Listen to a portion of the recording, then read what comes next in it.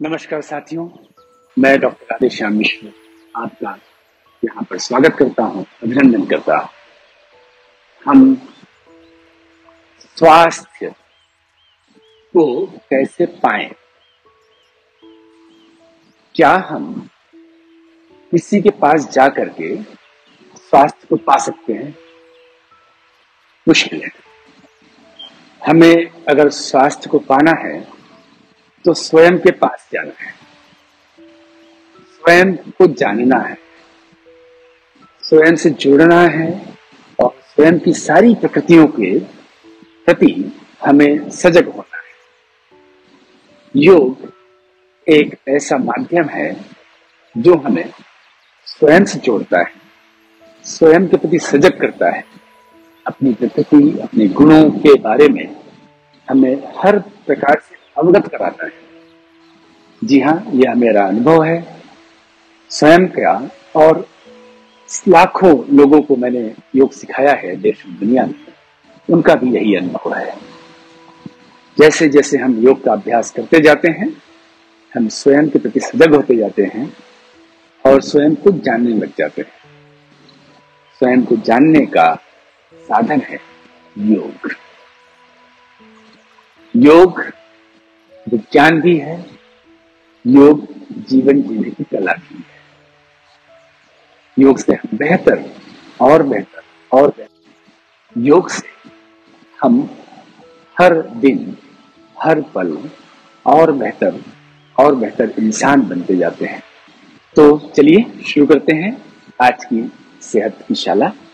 और हमने पिछले दिनों जो कुछ सीखा है उसे और अच्छे से सीखेंगे, जानेंगे, समझेंगे और इसके बाद कुछ नया आज भी सीखेंगे। चलिए शुरू करते हैं। आप सब लोग तैयार होंगे, खड़े हो जाते हैं। और जैसे कि हमने खुद भी आपको बताया था कि योग साधना की शुरुआत हम अपनी परंपरा के अनुसार ईश्वर को स्मरण करके करते हैं। तो एक आसन है जिसका नाम है स्थित प्रार्थनासन, और इस स्थित प्रार्थनासन में हम अपने इष्ट को स्मरण करेंगे, ईश्वर को स्मरण करेंगे, क्योंकि योग का एक परम उद्देश्य होता है आत्मा को परमात्मा से जोड़ना। चलिए हम अपने भीतर चलते हैं और जोड़ते हैं अपनी आत्मा को परमात्मा के साथ स्थित प्रार्थनासन में। दोनों हाथ को ऐसे जोड़ना है, आंख बंद करना है, शरीर सीधा रखना है और भीतर प्रवेश करना है। अपने भ्रुकुटी के मध्य में, आईब्रोज के बीच में मन को केंद्रित कीजिए, एकाग्र कीजिए और इस स्थान पर अपने इष्ट को स्मरण कीजिए। मन एकदम शांत हो जाए, प्रफुल्लित हो जाए। इस मन को हम मंदिर बनाते हैं। मंदिर यानी एक उत्सव का, एक पवित्र वातावरण का और एक सात्विक वातावरण का क्रियान्वयन है, एक प्रश्न है।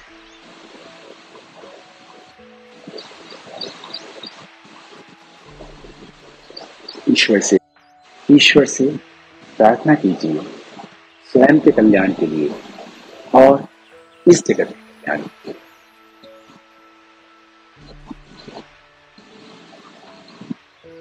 धीरे धीरे आंख खोलिए। साथियों, हमारे इस जो सीरीज का उद्देश्य है वह है योग का कवच। इस शरीर को, इस मन को, इस बुद्धि को और इस पूरे व्यक्तित्व को हमें एक कवच पहनाना है, जिससे कि कोई भी समस्या हमारे आसपास उत्पन्न हो जाए तो हम इस कवच के माध्यम से अपने आप को बचा सकें, संतुलन में रख सकें। समस्याएं तो आना ही है, हम जिस गृहस्थ धर्म को जीते हैं, इसमें हर दिन कुछ न कुछ बात होती रहती है। वह शारीरिक हो सकती है, मानसिक हो सकती है, नैतिक, आध्यात्मिक, कुछ भी हो सकता है। तो शरीर हमारा सुदृढ़ है, शक्तिशाली है, ऊर्जावान है, तो फिर इनसे हमें कोई डर नहीं होगा, कोई चिंता नहीं होगी। तो हम शुरू करते हैं। अपने जो एक्सरसाइजेस हैं उनको पहले रिपीट करेंगे, जो हमने पिछले दिनों में सीखा है, और कुछ नई एक्सरसाइज और हम आज जोड़ेंगे। तो सबसे पहले हम शुरू करते हैं फॉरवर्ड हेड स्ट्रेचिंग से। ऐसे हाथ को सामने लेते हैं और पूरा शरीर सीधा हो, श्वास देते हुए हाथ को अंदर लेना है, श्वास छोड़ते हुए बाहर की ओर खींचना है, कंधे और गर्दन पीछे लेना है। ये सब पूर्व तैयारी है। श्वास लिया, श्वास छोड़ा, श्वास लिया, श्वास छोड़ा।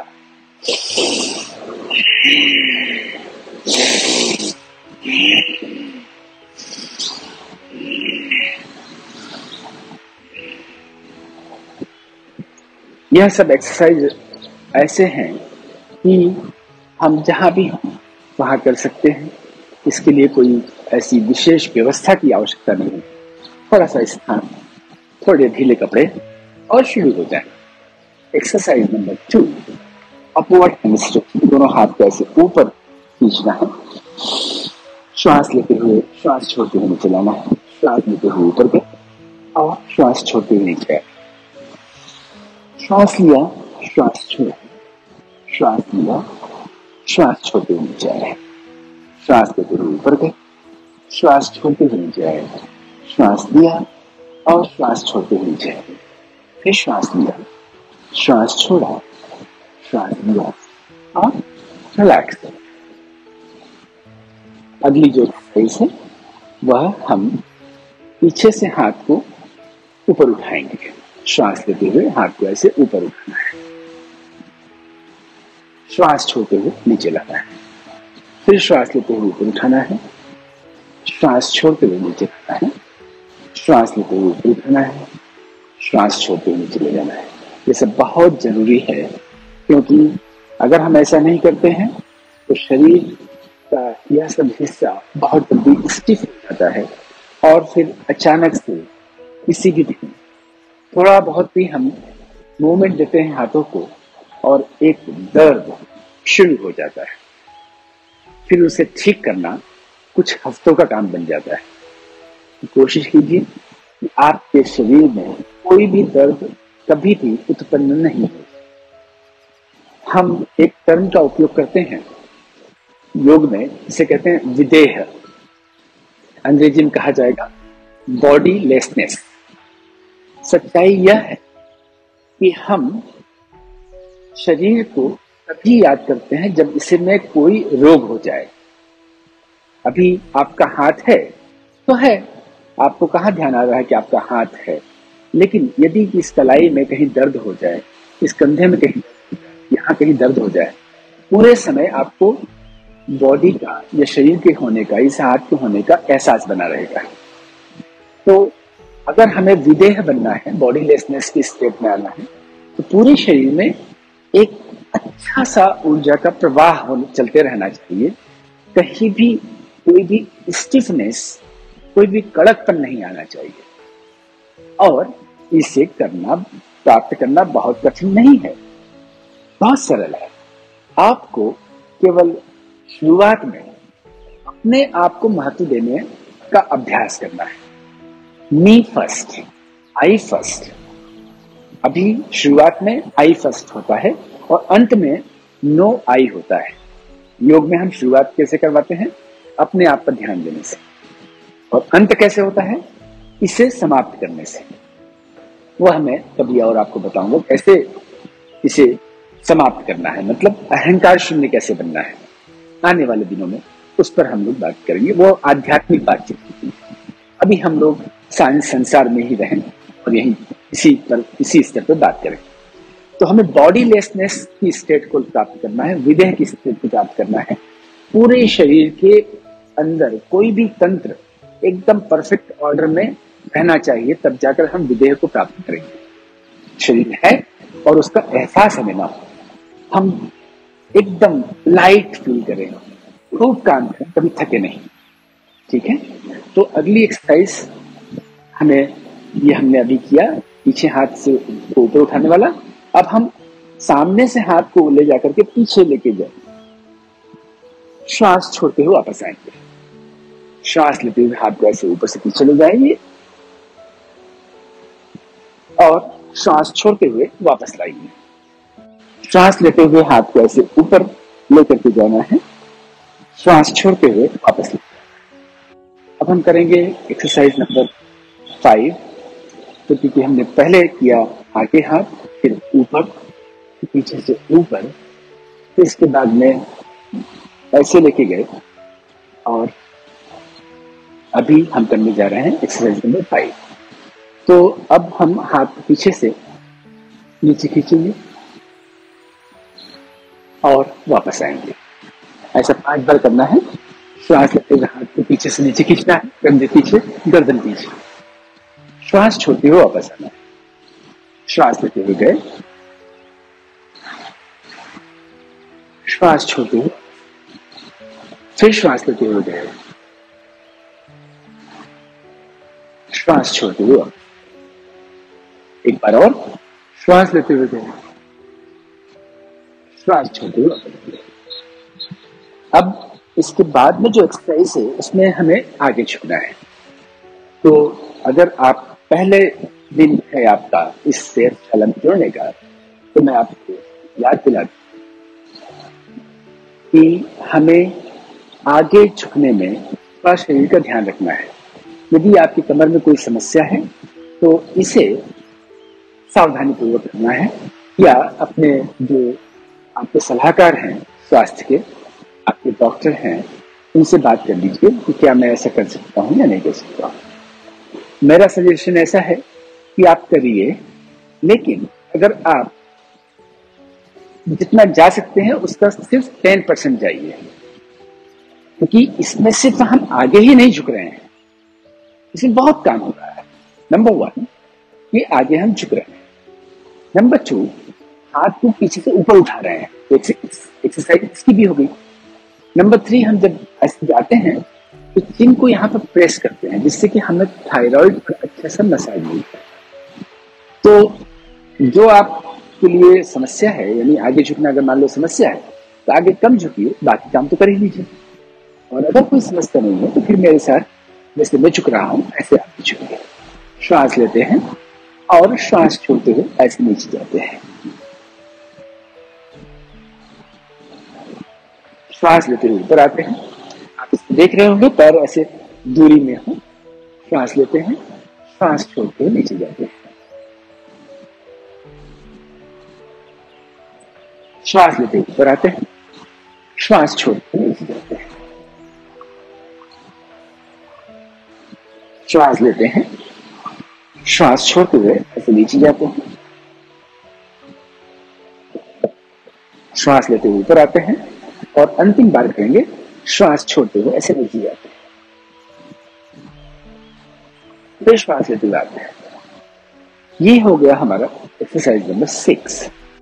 अब हमें जाना है एक्सरसाइज नंबर 7 पर, जिसमें हम दोनों हाथ को ऐसे ऊपर ले जाते हैं और पकड़ते हैं।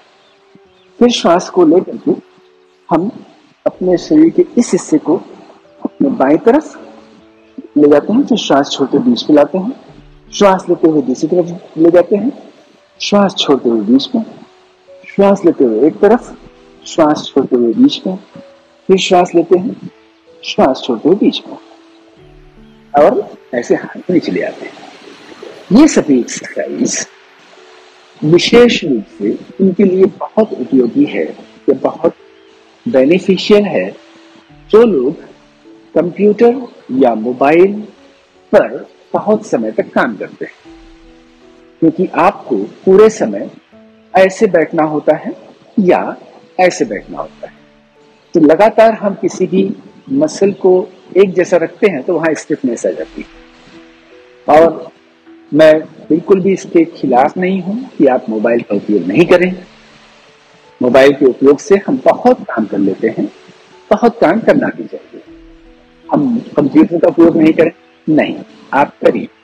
ये सब करके खूब आगे बढ़िए, क्योंकि आप आगे बढ़ेंगे, समाज आगे बढ़ेगा, समाज आगे बढ़ेगा, पूरा देश आगे बढ़ेगा। पूरे हमारे भारत के लोग, हमारे भारत के बुद्धिमान लोग पूरी दुनिया में आईटी के फील्ड में नंबर 1 है। ईश्वर की बड़ी कृपा है कि हमारे भीतर जीन्स ऐसे हैं, हमारे भीतर ऐसी प्रोग्रामिंग है पहले से ही। भारतीयों के लिए ये एक वरदान है कि वह किसी भी ये जो तकनीकी विषय है उसको बहुत जल्दी ग्रैस्प कर लेते हैं, पकड़ लेते हैं। ये बात पूरी दुनिया में लोगों को अब पता चल गया है। तो मैं चाहता हूं कि आपका मन इतना स्वस्थ हो, शरीर इतना स्वस्थ हो कि इस गुण को आप और ज्यादा निखार सके, राइट। लेकिन हमें निग्लेक्ट नहीं करना है, क्योंकि आप में से ही वो लोग हैं जिन्हें यंग एज में बड़ी बड़ी शारीरिक समस्याएं भी आ रही हैं।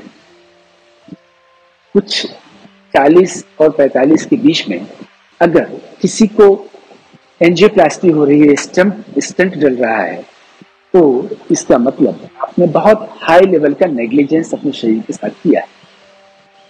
हमें ऐसा करने से बचना है। एक तरफ हम बहुत आगे बढ़े अपनी बौद्धिक क्षमताओं से खूब काम करने में, तो दूसरी तरफ हम बहुत आगे बढ़े अपने शरीर को स्वस्थ रखने में।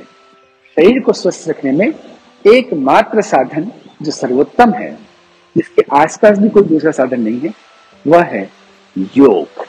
हमारे प्राचीन ऋषियों की के द्वारा दिया गया यह उपहार, जो हमें सबसे अच्छा मनुष्य ही बनाता है। पूरी दुनिया में सबसे अच्छे मनुष्य के रूप में अगर कोई जाने जाते हैं तो वह भारतीय लोग हैं।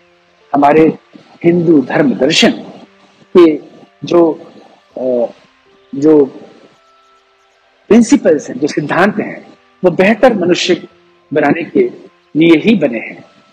तो हम हर प्रकार से आगे बढ़ें, केवल हम खूब पैसे कमाएं, खूब नाम कमाएं और खूब हम आईटी के फील्ड में आगे बढ़ जाएं, यही तक हमें सीमित नहीं होना है। ठीक है साथियों, तो अगली जो हमारी एक्सरसाइज है वह है फॉरवर्ड हैंड स्ट्रेचिंग। दोनों हाथ ऐसे सामने रखना है, श्वास भरना है और श्वास छोड़ते हुए दोनों हाथ के बीच में पैर को लेकर के आना है। देखते हैं, श्वास लिया और श्वास छोड़ते हुए ऐसे लेके गए, फिर श्वास लिया, श्वास छोड़ते हुए ऐसे लेके गए। देख लीजिए साइड से, श्वास लिया,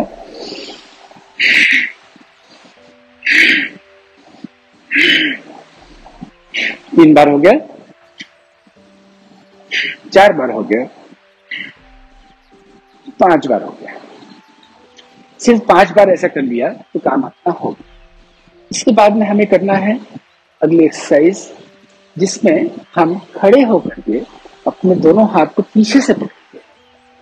यह एक हमारा अपने आप को चेक करने का भी एक साधन है कि क्या हमने कोई नेग्लिजेंस करके अपने इस शरीर को बहुत स्थिर तो नहीं कर लिया है।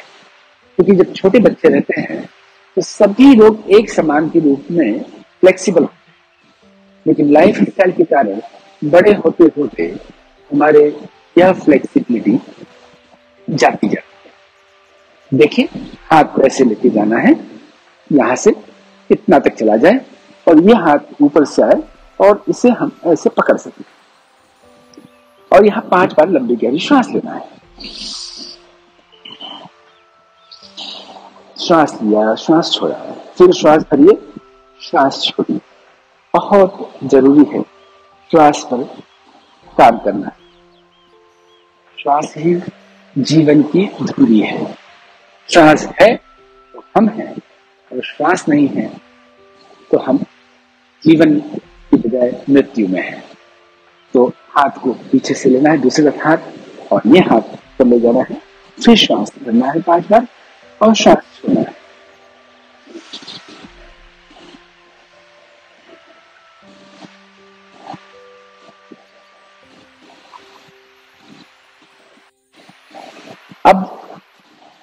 हमें करना है अगली एक्सरसाइज साइडवर्ड लेग पुल। हमें दोनों हाथ को ऐसे रखना है और अपने साइड्स में पैरों को ऊपर लेके जाना है। जब हम इधर ले जाएंगे तब हम इधर देखेंगे, जब इधर जाएंगे तब इधर देखेंगे, जिससे गर्दन का भी व्यायाम हो जाएगा। आप देखेंगे जितने भी एक्सरसाइज हमने बनाए हैं तो उसमें हम कोशिश करते हैं कि एक समय में हम बहुत सारे शरीर के मूवमेंट देकर के आपको लाभ दिलवा सके। तो देखिए, साथ में कीजिए। श्वास लिया, श्वास छोड़ के लेके गए, श्वास लिया, श्वास छोड़ के लेके गए, श्वास लिया, 2 बार हो गया, 3, 4, 5। यह हो गया हमारा 5 आवर्तन साइडवर्ड लेग पुल।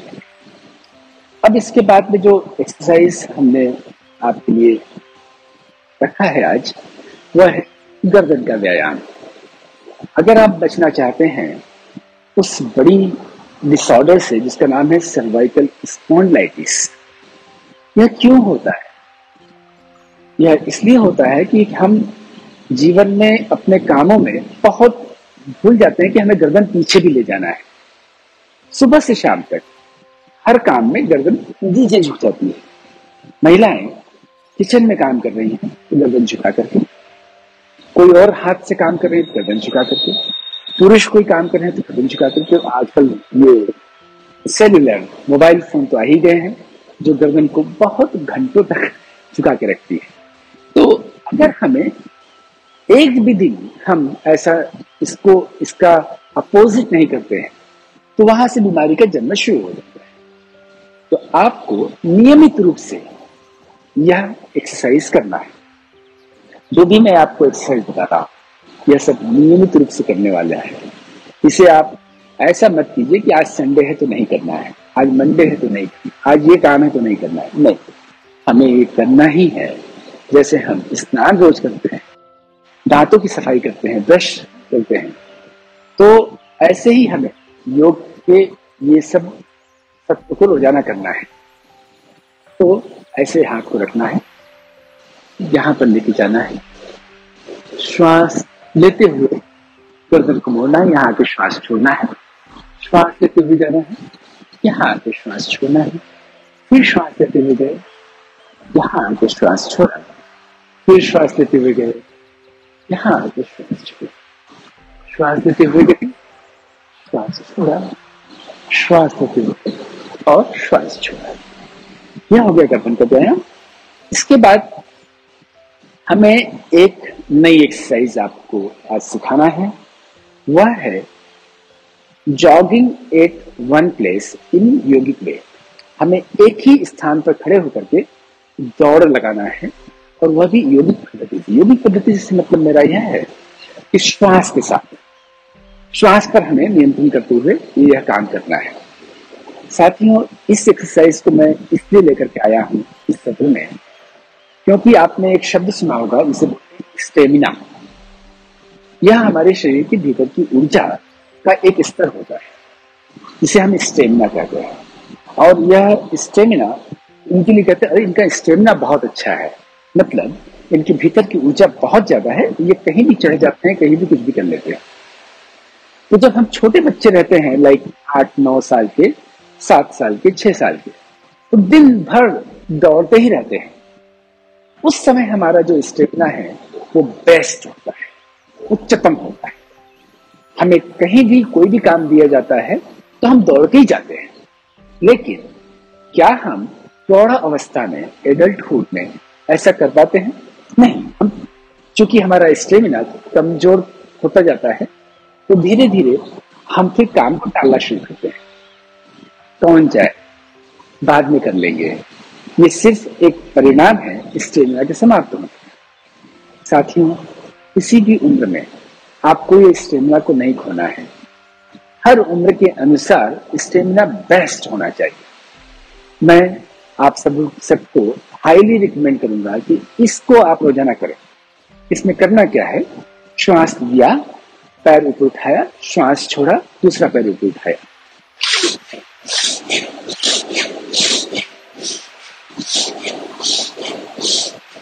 11, 12, 13, 14, 15, 16, 17, 18, 19, 20।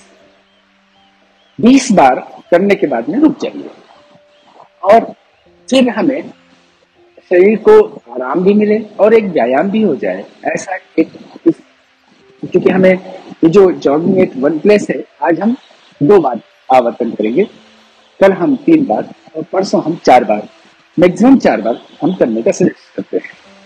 इससे ज्यादा का अगर आप नियम ले पाए जरूर लें, क्योंकि 4 बार तो कम से कम करना ही है।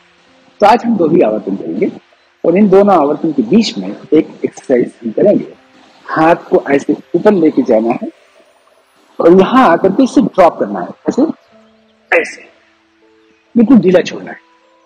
इससे हमारे इनके जो यहाँ के जो मसल्स हैं वो एकदम रिलैक्स हो जाते हैं, क्योंकि ये हम न भी चाहें तब भी ये कड़क रहते हैं, ये एकदम ढीले नहीं रहते। तो श्वास लेते हुए इसको ऊपर ले जाना है और यहाँ से श्वास को छोड़ना है, फिर श्वास को ले जाना है और श्वास छोड़िए और हाथ भी छोड़िए, फिर लेके जाइए, श्वास छोड़िए, हाथ भी छोड़िए। इसका अपोजिट भी करना है, हमें हाथ को ऊपर लेके जाना है, आगे से और पीछे से जाके फिर लेके गए, छोड़ दिया, लेके गए, छोड़ दिया, लेके गए, छोड़ दिया।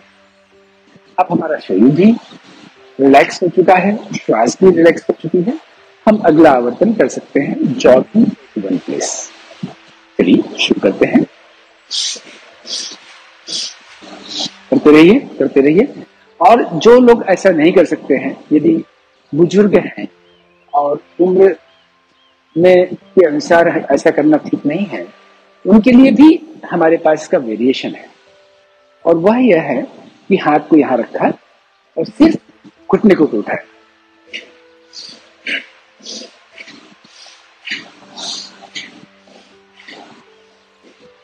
तो रास्ते हर चीज के हैं, जितना आपसे उठ सके, जितना आपसे हो सके उतना कीजिए, लेकिन करिए जरूर, छोड़िए नहीं।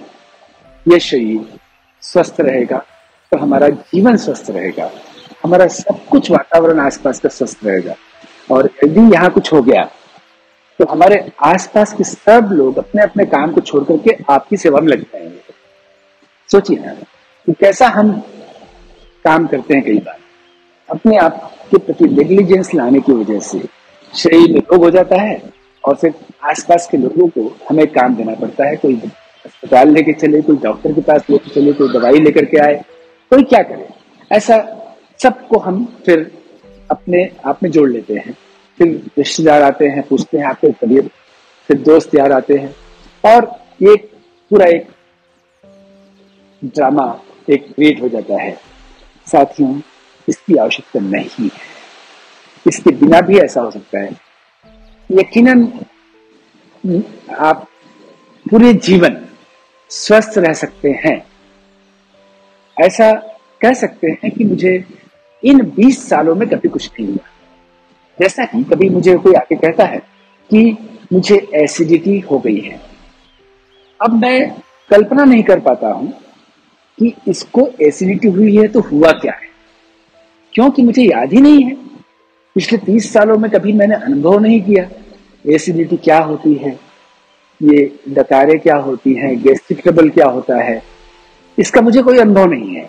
तो मैं सिर्फ एक कल्पना ही, इल्यूजन ही मेरे अंदर होता है, और मैं बहुत कोशिश करता हूँ उनसे पूछने की कि ये इसमें होता क्या है आपको। वो जो भी बताते हैं वो मेरी समझ के परे होता है, क्योंकि मैंने उसे अनुभव नहीं किया है।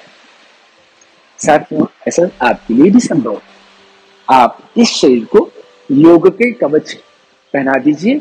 उसके बाद में क्या होता है एसिडिटी, क्या होता है ये कॉन्स्टिपेशन, क्या होता है ये डाइजेस्टिव डिसऑर्डर्स, नहीं, आज मैं आपको एक बहुत अच्छा आसन बताने वाला हूं जो डाइजेस्टिव डिसऑर्डर्स के लिए को दूर करने के लिए होता है, या ऐसा आसन जो करते रहने से डाइजेस्टिव डिसऑर्डर्स नहीं होते हैं।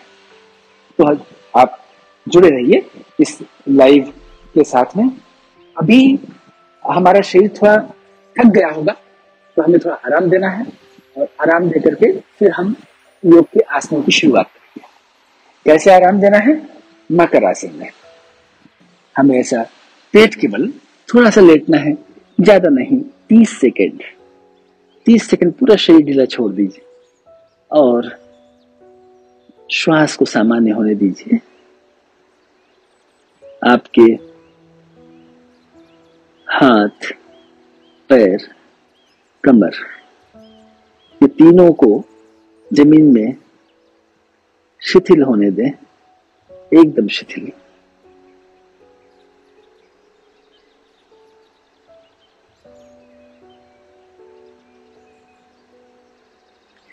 धीरे से करवट ना हो तो उठना है। और अब हम करेंगे योग के आसन।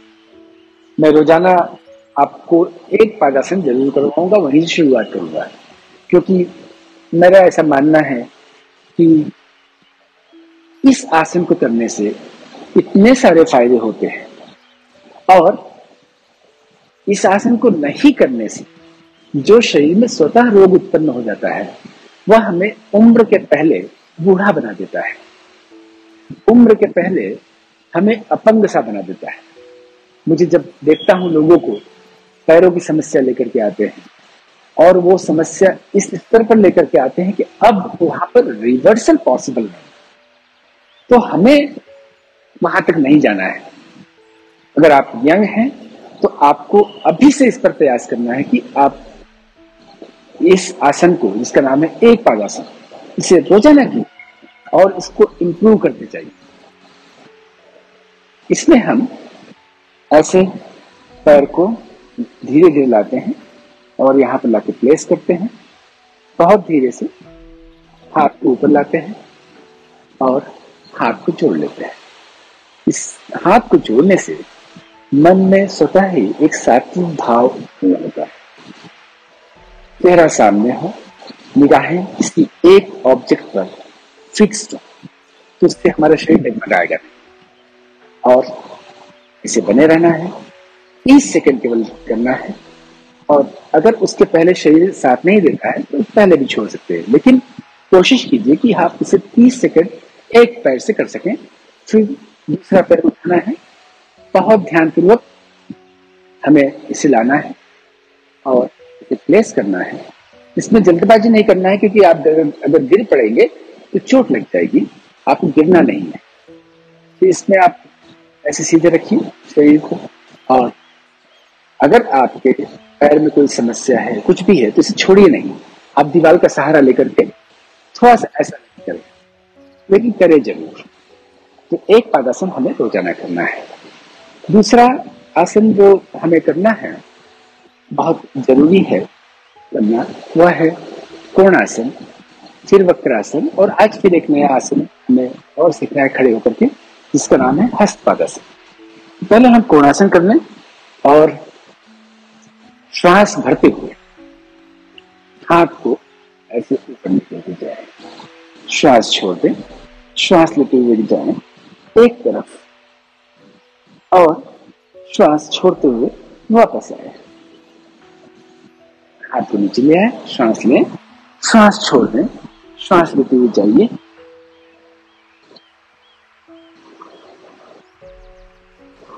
आ जाइए वापस, और हाथ को नीचे ले आइए। एक आवर्तन और कर लेते हैं इसका। श्वास लिया, श्वास छोड़ दिया, श्वास लेते हुए गए,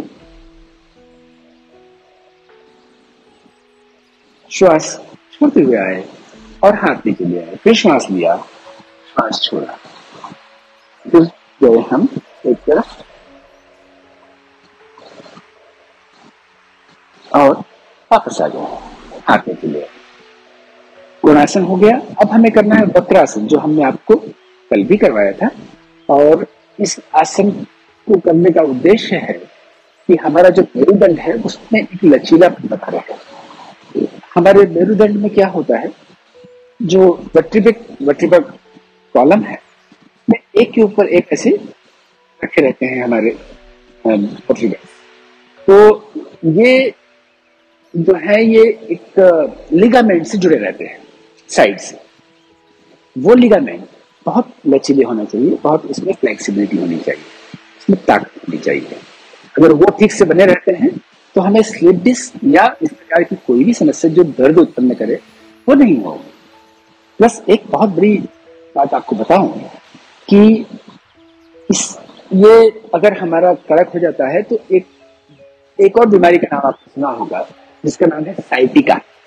आपने सुना होगा साइटिका पेन होना।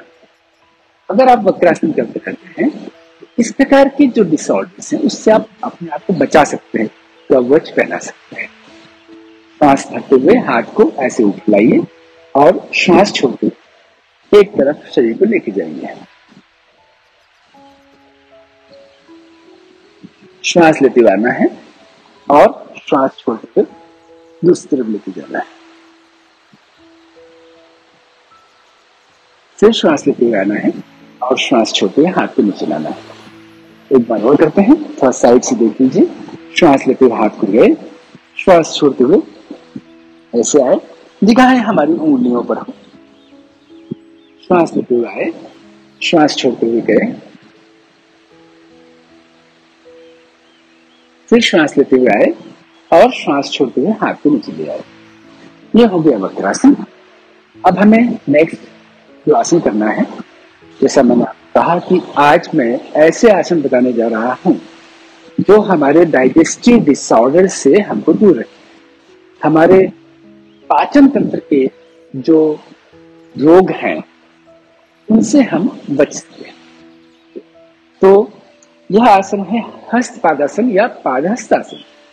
तो इसमें हम श्वास लेते हुए हाथ को ऐसे ऊपर ले जाते हैं, पीछे ले जाते हैं, श्वास छोड़ते हुए आगे आते हैं और ऐसे धीरे धीरे नीचे जाते हैं। ये शुरुआत में हमें ऐसा ही करना होता है। जब आप ऐसे नीचे जाएं तो पेट को अंदर खींचना है, ये हमारा की पॉइंट है। नीचे जाना हमारा उद्देश्य नहीं है। जब आप नीचे जाएंगे तो उस समय अगर आप पेट को अंदर भी खींचते हैं तब जाकर के आपको इसका फायदा मिलता है। ध्यान रखिएगा, पेट को अंदर खींचना है। श्वास लिया, श्वास छोड़ते हुए हाथ को पीछे लेके गए, श्वास छोड़ते हुए आ गया और नीचे गए और पेट को अंदर खींचे। अगर आप और नीचे जा सकते हैं और नीचे जाइए, और जा सकते हैं और जाइए, और जा सकते हैं। तो ऐसे पकड़ करके सिर को घुटने से टच कर लीजिए।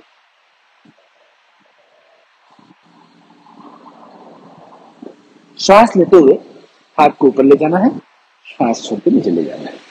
अब मुझे साइड से करते हुए देख लीजिए और साथ में कीजिए कि श्वास लेते हुए हाथ को ऐसे पीछे लेके गए, श्वास छोड़ते हुए नीचे आए और जितना उसके ऊपर चले गए, पेट को अंदर खींचा और खींचा और खींचा और खींचा और खींचा। श्वास लेते हुए आए और श्वास छोड़ते हुए हाथ को पीछे से लेके आए।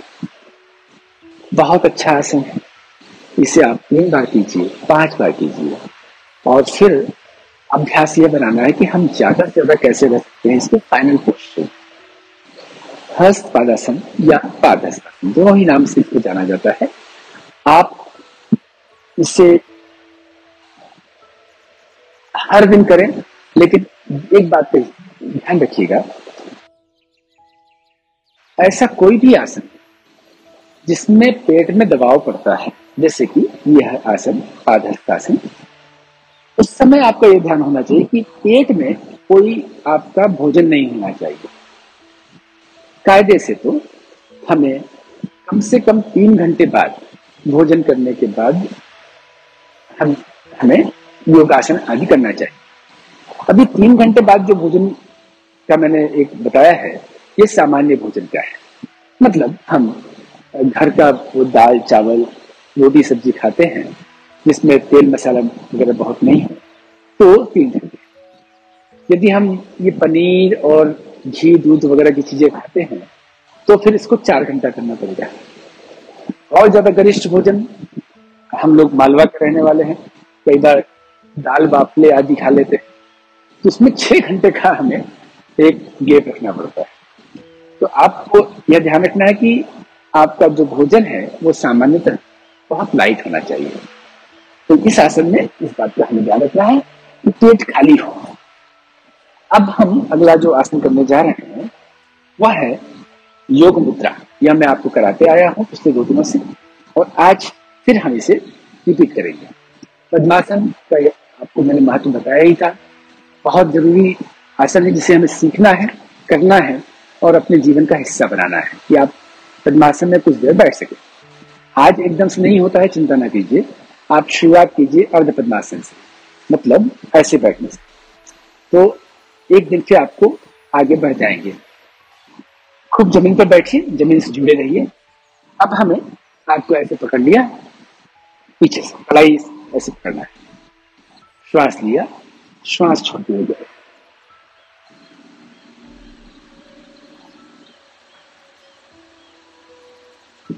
श्वास लेते हुए ऊपर आए, श्वास छोड़ते हुए दूसरी तरफ गए।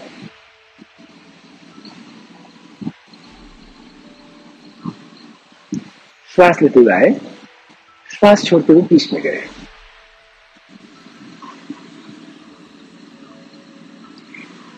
श्वास लेते हुए आए। साथ में योग मुद्रा के अनेक फायदे मैंने आपको पिछले दिनों सब बहुत सारे फायदे बताए। आज एक फायदा और बताने जा रहा हूं। जब हम आगे झुकते हैं और आप उस स्थिति तक पहुंच पाए जब आपका सिर जो है वो जमीन पर टच होना शुरू करते हैं, स्पर्श करना शुरू करते हैं जमीन की। इसके बाद आपके फेस पर सर्कुलेशन इतना अच्छा हो जाता है, रक्त का संचार इतना अच्छा हो जाता है कि इस स्थान से जो भी यहाँ एक तो ऊर्जा अच्छी मिलना शुरू हो जाती है और यहाँ पर कोई भी अगर ऐसे सेल्स हो जो कमजोर हो तो वो सस्ताना शुरू हो जाते हैं। यहाँ कोई टॉक्सिन्स हो, कोई भी इम्प्योरिटीज हो, तो अपने आप जो वही रक्त जो आपको ऊर्जा लेके आता है वो उसको खींच करके वापस लेके जाता है। तो योग मुद्रा आप अच्छे से सीखिए, करिए और इस सत्र के बाद में भी आप उसे अलग से भी अभ्यास कर सकते हैं, आधा मिनट 1 मिनट करने का। देखिए कैसे करते हैं। श्वास लिया, श्वास छोड़ते हुए गए पहले एक तरफ, जिससे कि हमें यहाँ पर खिंचाव दबाव मिले और यहाँ खिंचाव मिले। श्वास लेते हुए आए, श्वास छोड़ते हुए दूसरी तरफ गए।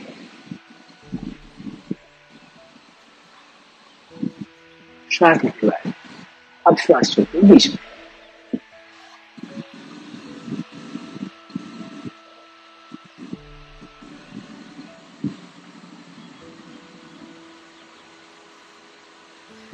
श्वास छोड़ते आ गए, श्वास लेते हुए आ गए।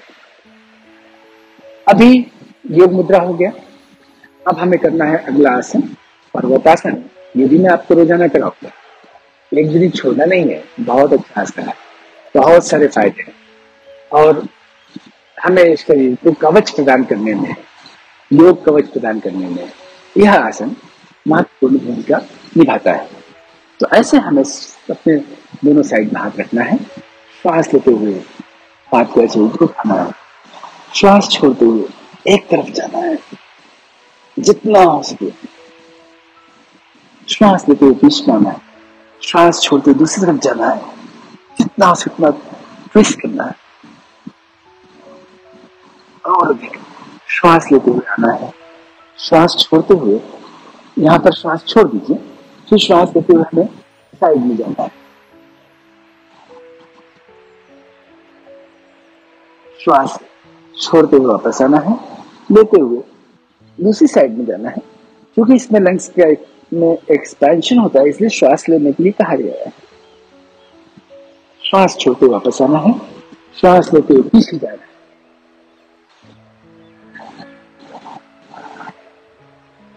श्वास छोड़ते हुए हाथ को जमीन पर रखना है और ऐसे सिर को स्पर्श कराना है धरती से।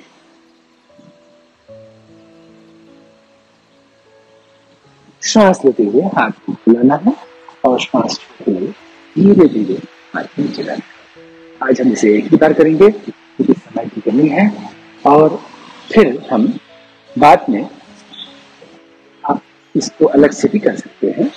इसके 2-3 आवर्तन करने के बाद अच्छा है। अब हमें कल जो हमने नए आसन सीखे थे उन्हें हमें करना है भुजंगासन और यष्टिकासन। चलिए शुरुआत करते हैं भुजंगासन से। हमें लेटना है पेट के बल। अब हम अपने सर को ऐसे नीचे रख लेंगे और दोनों हाथ ऐसे सिर के नीचे रखेंगे श्वास लेते हुए हाथ को हाथ पर पूरा वजन डालते हुए शरीर को ऊपर उठाएंगे।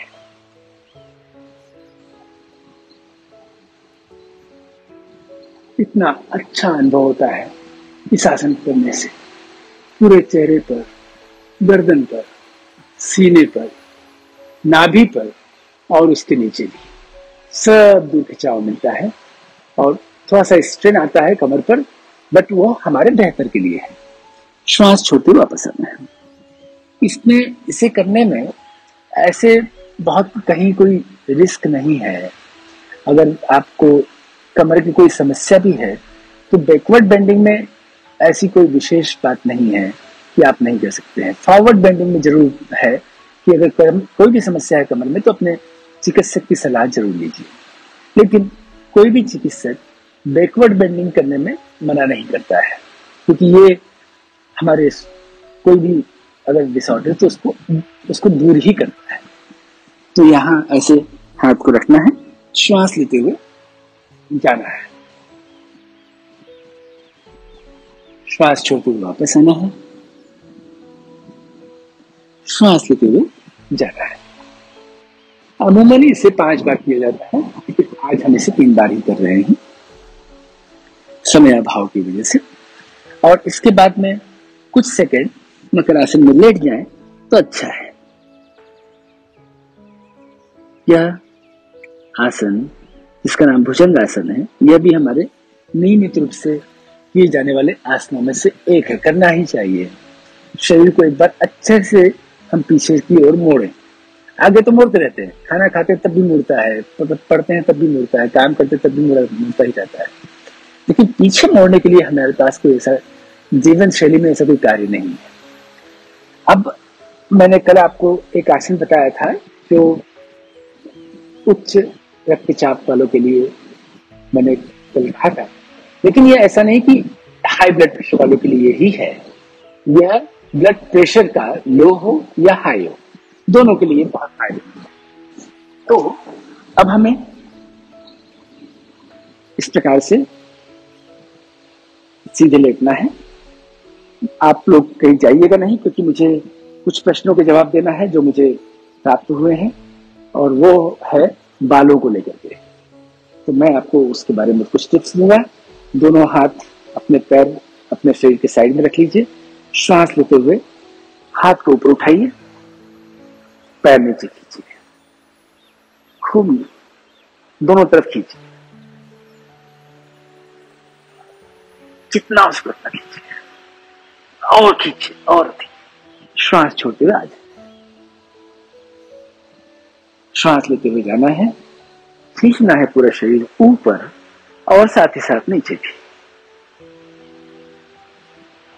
देखिए कैसे मैं खींच रहा हूं हाथ को ऊपर, पैर को नीचे।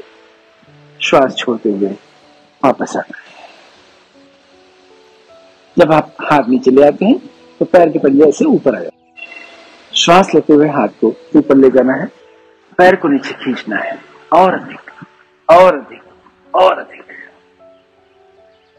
श्वास छोड़ते हुए वापस आना है। इस आसन को करने से जो जितने भी हमारे शरीर में आर्टरीज हैं और वेन्स हैं, उनको खिंचाव मिलता है, और जब खिंचा करके वो वापस रिलैक्स होते हैं, तब वो स्वस्थ होकर के अपने ब्लड के फ्लो को संचारित करना शुरू कर देते हैं।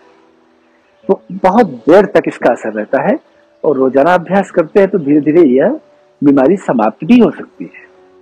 आपको जो भी अगर दवाई ले रहे हैं तो उस दवाई लेने से अगर आपका लो ब्लड प्रेशर है तो और लो हो जाएगा, हाई होता है तो और हाई हो जाएगा। तब आपको चिकित्सक कहेंगे दवाई आधी कीजिए, फिर अब बंद कर दीजिए, क्योंकि आवश्यकता ही नहीं बचती है। अनेक लोग हैं जिनको योग करने के बाद उनकी दवाइयां ब्लड प्रेशर की छूटी है। एकदम से नहीं छोड़ना है। खुद आपका शरीर बोलेगा कि अब मैं ठीक नहीं हूं दवाई लेकर के, तब आपको छोड़ना ही पड़ेगा। तो हमें ऐसा नहीं सोचना चाहिए कि दवाई एक बार शुरू हो गई तो ये ताउम्र बन सकती है। योग कवच से हम दवाइयों को भी अपने जीवन में से बाहर निकाल सकते हैं। यहाँ पर ऐसे अनेक लोग आ चुके हैं जो दवाइयों के डब्बे लेकर के आए हैं और फिर उसके बाद जब गए हैं तो दवाई के डब्बे उन्होंने परमानेंटली सील टैप करके रख दिया। उनको कभी उसको ऐसे खाने की जरूरत नहीं पड़ती है। तो साथियों, अगला जो आसन हम करने जा रहे हैं वह शवासन है, जो कि हम योग सत्र के अंत में करते ही करते हैं, लेकिन आपको यह ध्यान पूर्वक करना है। आंख बंद करके अपने शरीर को शिथिल करना है। होता नहीं है, आप सोचते हैं कि मैं लेट जाऊं और शरीर स्वतः ही शिथिल हो जाए, ऐसा नहीं होता है।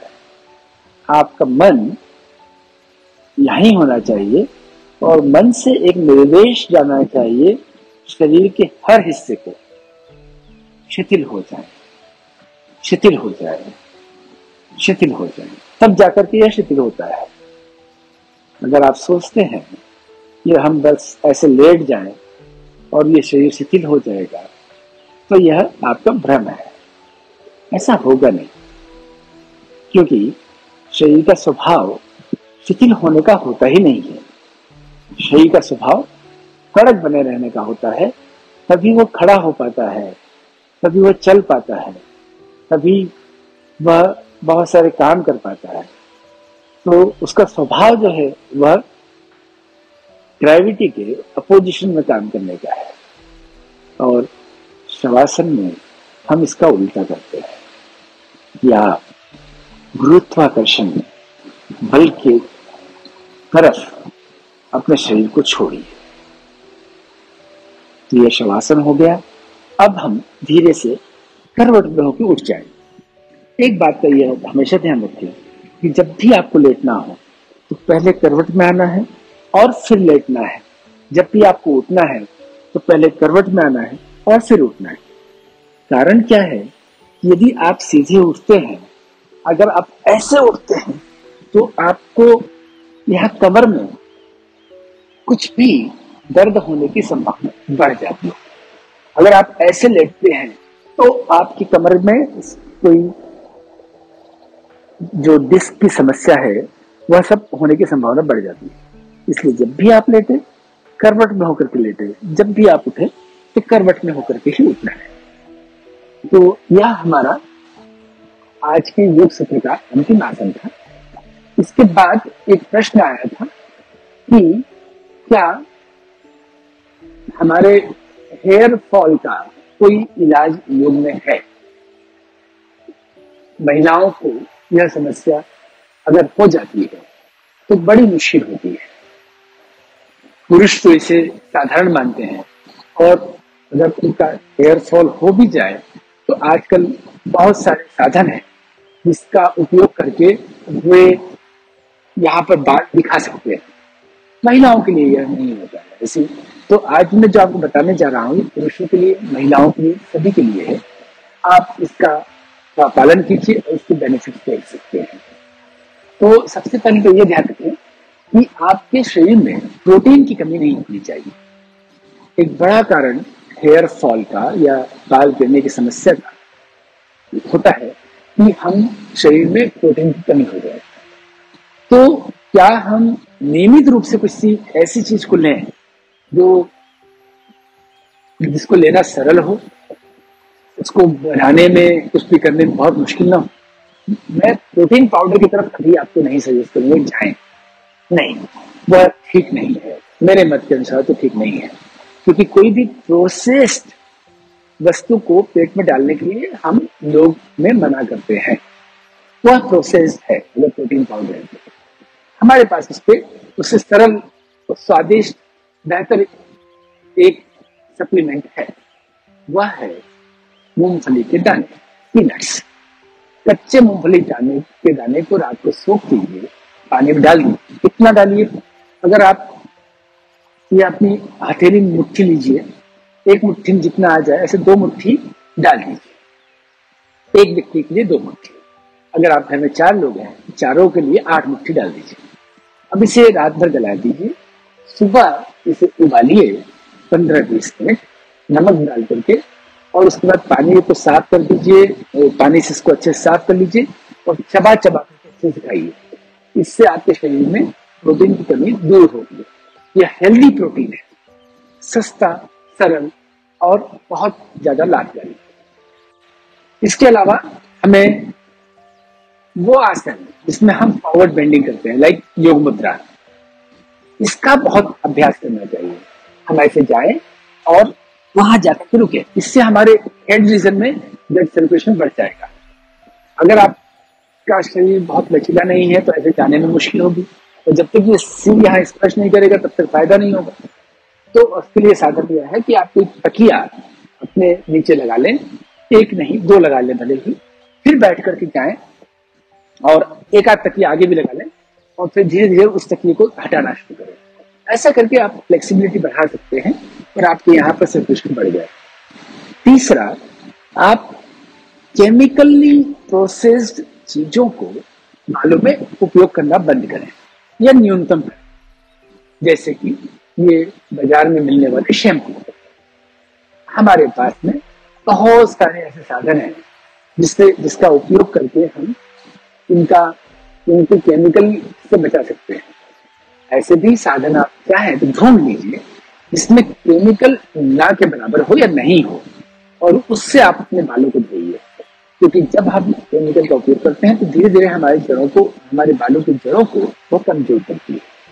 बाल बहुत शाइनी दिख सकते हैं, बहुत सुंदर दिख सकते हैं, लेकिन हमारी उस बालों की जड़ें अगर कमजोर होगी तो शाइनिंग कब तक रहेगी, वो शाइन कब तक दिखेगा।